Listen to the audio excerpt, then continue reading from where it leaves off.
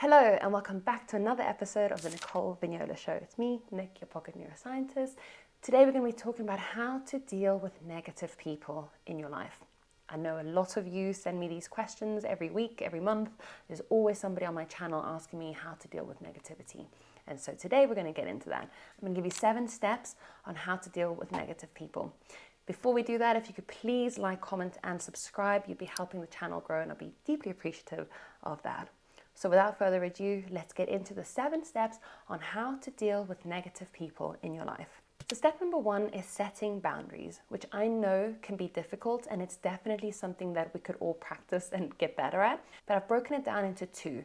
So you've got a physical boundary, which is limiting your time with these people. So if it's family members, maybe scheduling it in once a month instead of every week, or maybe choosing to see people in public instead of at your house so that you're not bringing that negative energy into your space.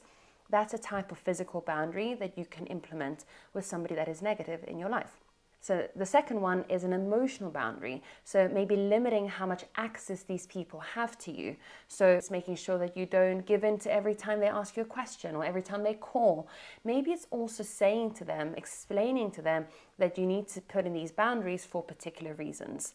This can be tricky because it always feels like advocating for ourselves can be difficult, but there are definitely ways to do it where you don't upset the person and also advocate for yourself.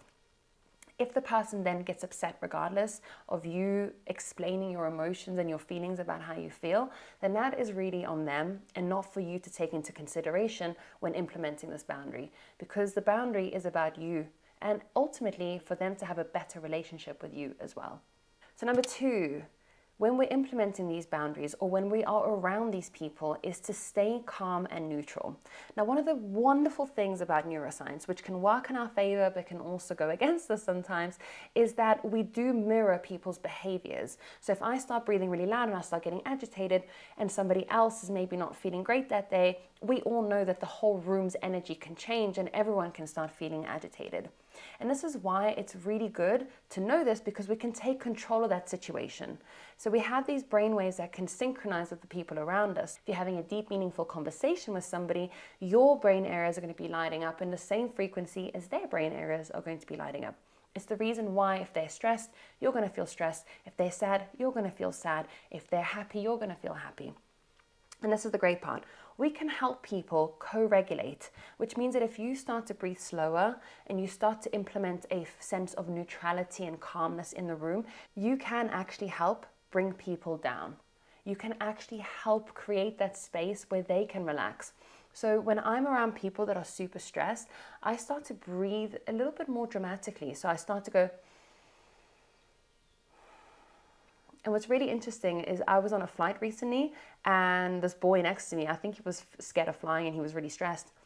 And I did this kind of like big breath in, like the physiological sign, and I sighed out, I went, and I swear within a few seconds he did the same thing. And I could see him relax. I was kind of like experimentally seeing if I could help this person regulate a little bit, but maintaining a sense of calm.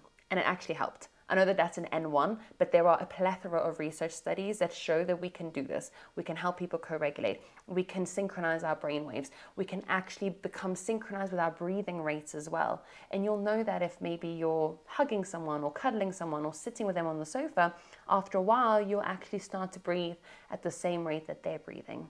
And that's the wonderful thing about humans, is that we have this ability to do that. And so you can use this in your favor to help control the energy of the room.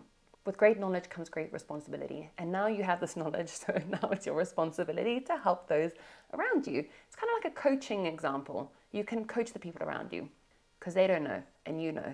And then maybe later down the line, you can also teach them. Number 3, redirect the conversation. So I actually have an example of a friend who was telling me that they have a friend, I can't mention names obviously, and this friend was always negative. So what my other friend would do is that he would divert the conversation into something else. So every time he felt that his friend was becoming negative, he would ask different questions like, oh, how was your weekend? Or how's this person? Or have you thought about XYZ? And so you could even prepare a couple of questions that you think might help in that situation, obviously contextual. If I'm going to see a family member that's negative, I'll maybe think about 3 or 4 things that I can divert the conversation into before going to see them. So that again, you're essentially coaching them into a different train of thought, so that you don't have to then ruminate and lull on this negative experience. There's a very fine line between people offloading and, needing to get stuff off their chest, and then it just becoming a drain. Okay. And I think that we're all pretty good at knowing where that line is. And so, I can call my friends in any crisis and they'll always answer the phone, and vice versa. And I will listen to the same thing from my best friend over and over and over again until she's over it. But she's not negative. You see, I know that she's going through something. So this is something slightly different. It's when people are constantly being negative around you and bringing you down. Okay, so there's a little bit of nuance there. It's not like somebody's talking about something negative, all of a sudden you have to be like, no, I'm not listening to this. You know where that line is. You need to discern where that line is, and you'll know when it starts to weigh on you a little bit too much. And I've definitely had those friends where I'm like, okay, you've been talking about this for months and you still repeat the same patterns every single time. And that's something different to my best friend going through something very serious, or going through something that she doesn't always go through and needing to talk about it 500 times. She can literally talk about it 1,000 times and I will be there for her. But I know that she's not bringing my energy down because she's actually listening to what I'm saying, and she's my best friend.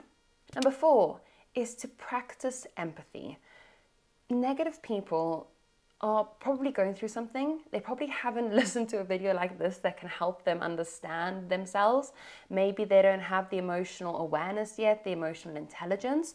And so, this is why I said, like, with great knowledge comes great responsibility, because once you know these things, it's not our duty to help other people, but it is in our best interest to help guide people as well, and try and shape them into a way that says, hey, I've noticed that you're being negative. Let's unpack it so that it is productive, so that you don't keep lulling over this. Now, with that being said, I know that there are people in the world that will continue to repeat the same patterns and then complain about it, and they don't want to change, and that's obviously different. But if you have a friend or a person in your life that is negative, try and help them. Meet them with compassion. They're going through something. They don't know this yet. They don't know the stuff that you now know because you're watching this video. So help them if you can. Obviously with a boundary, so that it doesn't bleed into your own life and you don't go home thinking about it or affecting your life negatively. Step number 5 is making sure that you are prioritizing self-care. So self-care means that you preempt that you're going to have an experience with a family member maybe. I think family is the easiest one because they are the ones that we can't cut out of our lives. So you could implement some kind of self-care activity that you do afterwards to help yourself feel better. You see those memes that are like, I need to go touch grass after hanging out with my family. That's kind of, it stands. So find an activity that can help you feel better after you know that you have to hang out with somebody that is negative in your life. So step number 6 is address if possible and if necessary. Now, you may not always be able to address it with somebody because they're not the kind of person that can receive it well. If you feel like you can, then you should, because sometimes people don't realize it until you point it out. But the caveat is that if you're going to point it out, you have to be calm. You can't be coming in pointing fingers and challenging people. You need to come in from an angle that's saying, hey, I've noticed this, and I feel like in your best interest and mine, you could be doing this. Now, as a little example, if you read my book Rewire, I talk about this in the book, but I lived with a flatmate who said he didn't want to hang out with me because I complained a lot. And I was a bit like flabbergasted, like taken aback, like what? But as soon as he said that, I started to pay attention to how often I was complaining. And I realized that it was just a rehearsed habit that I was doing out of probably seeing it from the people around me. So I didn't realize that I was doing it until someone pointed it out to me. And then I was able to change it. So maybe you can help people be that change that they need, because maybe they don't realize that they're doing something, if necessary and if possible. And step number 7 is to know when to distance yourself. So, friendship fallouts happen all the time. I had it recently where I had this friend that I felt like was just taking a lot from me, and I didn't really want to be friends anymore because I felt like in the years that we'd known each other, I had elevated and this person hadn't, and they were actually weighing down on me with consistently complaining about the same thing over and over and over again. And I know, because I have the emotional bandwidth to say this out loud, I've been that person bringing other people down. I had a friend once where we fell out, and I can see now in hindsight, 10 years later, that I was a bore.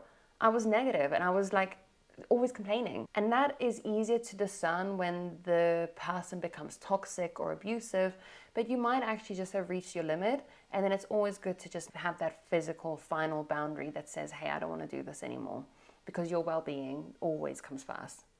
Again, if you can and if possible. Maybe you share children with this person and you can't.